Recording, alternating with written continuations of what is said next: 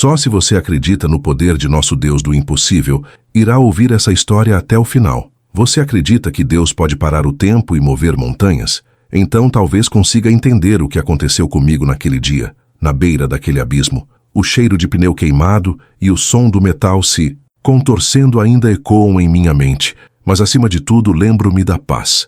Uma paz que não fazia sentido algum enquanto meu carro girava sem controle em direção ao precipício. Meu nome é Ana, e hoje meus cabelos brancos e minhas mãos enrugadas contam as histórias de uma vida longa. Mas naquela época, eu era uma jovem mãe com um filho pequeno no banco de trás e um coração cheio de sonhos e preocupações. Vivíamos em uma pequena cidade aninhada nas montanhas rochosas do Colorado, um lugar onde a beleza da criação de Deus era tão vasta quanto assustadora. Aquele dia começou como qualquer outro. Eu havia buscado meu pequeno David na escola, e sua risada preenchia o carro enquanto ele me contava sobre seu dia. A estrada que levava para casa era sinuosa e traiçoeira, especialmente com a fina camada de gelo negro que começava a se formar no asfalto, invisível e mortal. O conflito não começou com um estrondo, mas com um silêncio repentino. Uma fração de segundo em que senti o carro perder completamente a aderência.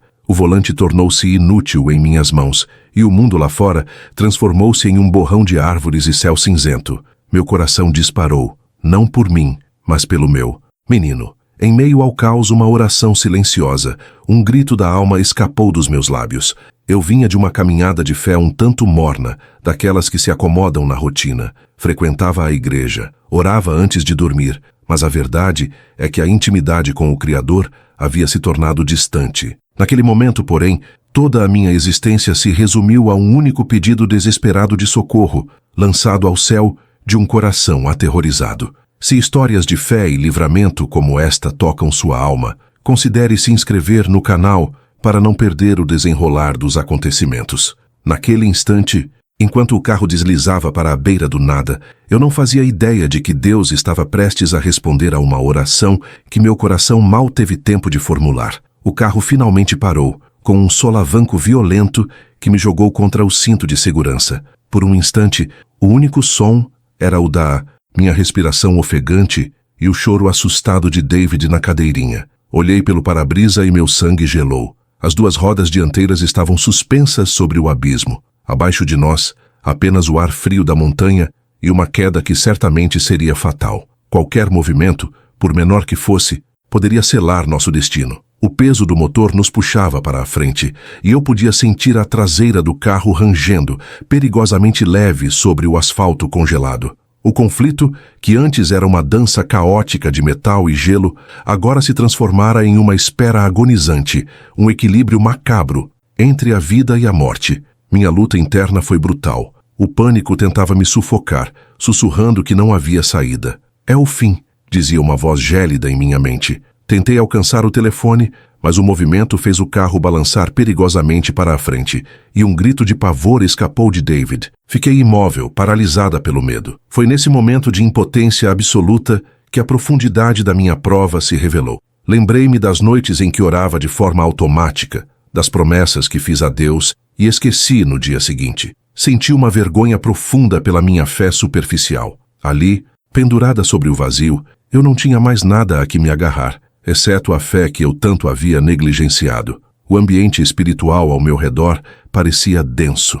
Lembrei-me de um sonho que tivera na noite anterior. Eu estava em um lugar alto e uma voz calma me dizia para não temer a beirada. Ignorei como um simples resquício de um dia cansativo. Agora, as palavras ecoavam com um peso profético. O antagonista simbólico não era apenas o gelo na pista, mas o meu próprio desânimo, a dúvida que me corroía. Era a voz da razão gritando que milagres não aconteciam assim, não para pessoas comuns, como eu. Sussurrei para David que tudo ficaria bem, embora eu mesma não acreditasse naquelas palavras. Fechei os olhos, entregando-me não à morte, mas a uma última e desesperada centelha de esperança. Naquele dia, eu não imaginava que o céu já estava se movendo em meu favor e que a ajuda estava a caminho de uma forma que desafiaria toda a lógica humana. O tempo parecia ter se esticado, cada segundo uma eternidade. O choro de David havia se transformado em soluços baixos. e o frio que entrava pela janela quebrada começava a nos entorpecer. Foi então que a situação se intensificou de uma maneira que eu não poderia prever. Ouvi um estalo agudo vindo da parte de trás do carro, seguido por um rangido metálico pavoroso. O veículo inclinou-se mais um pouco para a frente e um pedaço de gelo e terra desabou no abismo, o som ecoando na vastidão. Era o ponto sem retorno. A razão me dizia para tentar sair pela porta de trás, arriscar desequilibrar tudo, mas algo mais profundo, uma certeza que não vinha de mim, me ordenou a ficar perfeitamente imóvel. A decisão baseada na fé não foi um ato grandioso, mas um ato de quietude. Foi a escolha de confiar naquele sussurro interior em vez do grito do pânico. Com os olhos ainda fechados, tomei a decisão mais difícil da minha vida. Entreguei o controle. Não o controle do volante, que eu já havia perdido, mas o controle da minha vida e da vida do meu filho. Senhor, sussurrei no silêncio aterrorizante do carro, se este é o nosso fim, seja rápido. Mas se há uma chance, uma única chance, por favor, mostre-nos.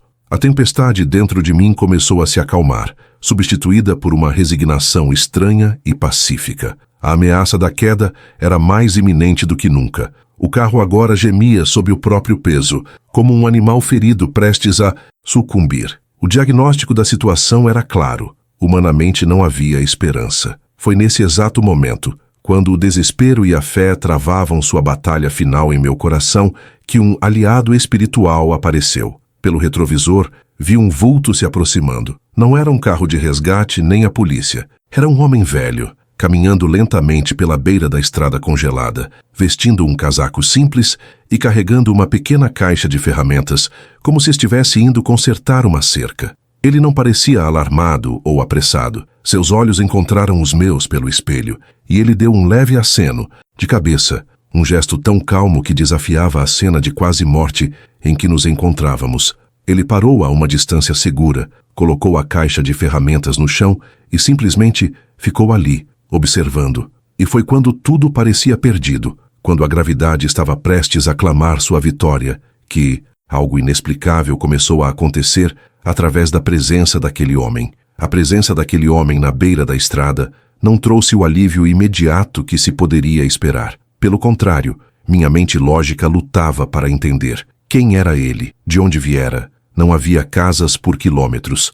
Mesmo assim, sua calma inexplicável começou a me contagiar. Ele não gritou, não correu, não fez nenhum movimento brusco. Apenas ficou ali, seu olhar fixo não no carro, mas em mim. Foi então que entendi. Aquela não era uma preparação física, mas uma preparação espiritual. A direção divina não veio como uma voz audível, mas através da serenidade daquele estranho. Senti uma instrução clara em meu espírito. Confie, apenas confie e acalme seu filho. Seguindo essa direção silenciosa, virei minha cabeça o mais devagar que pude, um movimento que exigiu toda a minha força de vontade. Olhei para David e, pela primeira vez desde que o carro parou, sorri. Está tudo bem, meu amor, sussurrei, minha voz surpreendentemente firme. Um anjo veio nos ajudar. Não sei por que usei aquela palavra, anjo, mas pareceu a única que se encaixava. Comecei a cantarolar uma canção de ninar que ele adorava, uma melodia simples sobre ovelhas seguras no aprisco.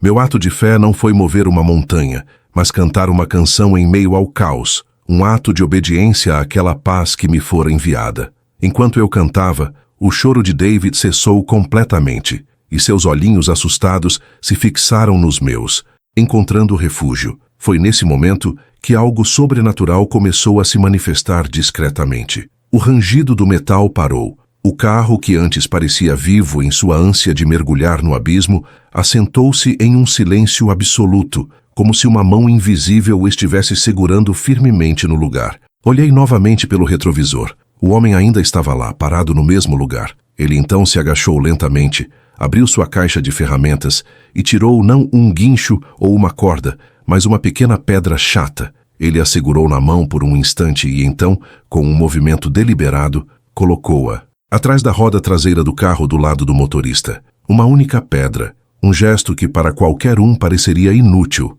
ridículo até. Se você sente que a fé pode transformar o impossível em realidade, saiba que cada ato de obediência, por menor que pareça, pode ser parte de um plano maior. Continue acompanhando essa história e, se ela te inspira, inscreva-se para fortalecer essa comunidade de fé.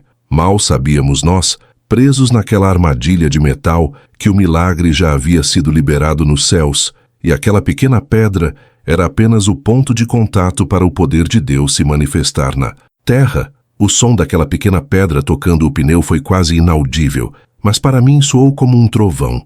Meu cérebro gritava que era um gesto inútil, que nada poderia parar a força da gravidade que nos puxava para o abismo. Mas meu coração, agora ancorado por uma fé que eu não sabia que possuía, dizia o contrário. O homem se levantou, olhou para mim uma última vez pelo retrovisor e então, sem uma palavra, virou-se e começou a caminhar de volta pelo caminho de onde viera, desaparecendo na névoa gelada da montanha tão misteriosamente quanto surgiu. Ele nos deixou ali, com o carro ainda pendurado sobre o nada, com apenas uma pedrinha como nossa improvável âncora. E então, o milagre aconteceu. Não foi uma cura, nem uma visão celestial, mas um livramento de morte tão real e físico que desafia qualquer explicação. No momento em que o homem desapareceu de vista, senti um solavanco, mas não foi para a frente, foi para trás. O carro, contra todas as leis da física, moveu-se para trás, deslizando suavemente sobre o gelo, afastando-se da beirada do precipício. Não foi um puxão violento, foi um movimento firme e constante, como se estivesse sendo empurrado por uma força imensa e invisível. Eu podia ouvir o atrito dos pneus no asfalto enquanto o veículo recuava, centímetro por centímetro, até que as 4 rodas estivessem firmemente plantadas em solo seguro. O carro parou. O silêncio que se seguiu foi o mais profundo que já experimentei. Eu não vi uma luz ofuscante nem ouvi uma voz dos céus, mas a presença de Deus naquele momento foi a coisa mais palpável que já senti. Era uma paz avassaladora que preencheu cada centímetro do carro, um calor que nos envolveu, afastando o frio cortante da montanha. Era a sensação de proteção absoluta, a certeza de que havíamos sido guardados por mãos divinas. Olhei para a cadeirinha e David não estava mais chorando. Ele estava dormindo, com um sorriso sereno no rosto, como se nada tivesse acontecido. Saí do carro, com as pernas tremendo incontrolavelmente, e olhei para o lugar onde quase encontramos nosso fim. E lá encostada, no pneu traseiro, estava a pequena pedra chata, um testemunho silencioso de um milagre inexplicável. Mas o que aconteceu depois que o motor de um caminhão de resgate rugiu à distância, quebrando o silêncio sagrado, foi ainda mais surpreendente. Quando o socorro finalmente chegou, os homens do resgate não conseguiam entender o que viam. Eles olhavam para as marcas de pneu que terminavam exatamente na beira do abismo e depois para o meu carro, parado a vários metros de distância, intacto. Como você fez isso? Um deles me perguntou, com o rosto pálido de espanto. Não há marcas de ré. O de gelo está intacto. É como se o carro tivesse voado de volta para a estrada. Eu apenas sorri, segurando a pequena pedra em minha mão, agora o tesouro mais precioso que eu possuía. Tentei descrever o homem velho, mas ninguém o tinha visto. Não havia pegadas na neve além das minhas e as dos socorristas. Para eles era um mistério. Para mim era a confirmação. Aquele dia na montanha não foi o fim da minha história, foi o verdadeiro começo. O impacto daquele milagre redefiniu completamente a minha existência.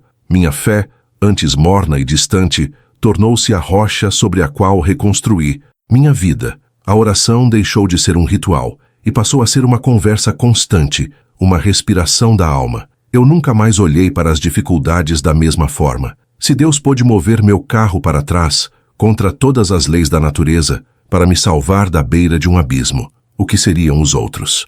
Impossíveis da vida diante do seu poder? Aquele evento transformou não apenas a mim, mas toda a minha família. Meu marido, que sempre fora cético, viu a mudança em mim e a história inexplicável por trás dela. E juntos, começamos uma nova jornada espiritual. Deus me usou de maneiras que eu nunca imaginei. A história do milagre da montanha se espalhou por nossa pequena comunidade e além. Pessoas vinham até mim, não como se eu fosse especial, mas para ouvir sobre a bondade de um Deus que se importa com os detalhes, que envia ajuda das formas mais inesperadas e que pode usar até mesmo uma pequena pedra para realizar sua vontade. A lição espiritual que aprendi foi profunda. A fé verdadeira não se manifesta apenas em grandes atos, mas na quietude da confiança, na obediência a um sussurro, em cantar uma canção de ninar em face do desespero. O poder de Deus não está limitado pela nossa lógica ou pelas circunstâncias. Ele opera no espaço entre o impossível e a nossa entrega. Se esta história fortaleceu sua fé ou te deu esperança, compartilhe-a com alguém que precise ouvir que milagres ainda acontecem e não se esqueça de se inscrever para mais testemunhos do poder de Deus. Até hoje, quando olho para meus netos correndo no jardim, lembro-me daquele dia e sei com uma certeza que transcende o tempo que às vezes o maior ato de fé é simplesmente ficar quieto e deixar Deus ser Deus, pois Ele já está movendo os céus em nosso favor.